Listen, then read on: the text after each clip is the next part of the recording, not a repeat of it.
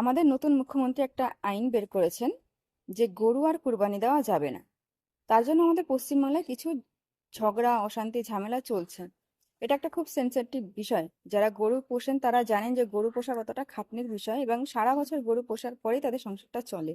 তো ছোট্ট একটা ভিডিও দেখাচ্ছি, এই ভিডিওটার মাধ্যমে বুঝতে পারবেন যে ওনারা কতটা অসহায়।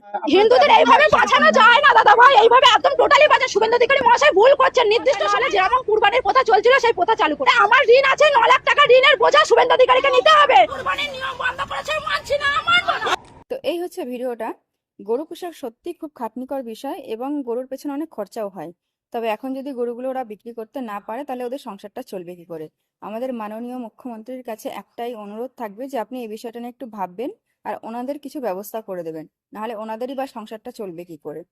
আমি এর থেকে আর বেশি কিছু বলতে পারবো না, কারণ আমি এর থেকে বেশি কিছু আর ভাবতেই পারছি না। যে সত্যিই তো ওনারা তো কষ্ট করে গরুগুলো বড় করেছেন না। তবে গরু কুরবানি দেওয়া একটা অন্যায় বিষয়। এইভাবে কোনো পশুকে হত্যা করা মেনে নেওয়া যায় না। যেখানে আমাদের ভারতবর্ষের বুকে গরুকে মা হিসাবে, মায়ের সাথে তুলনা করা হয়।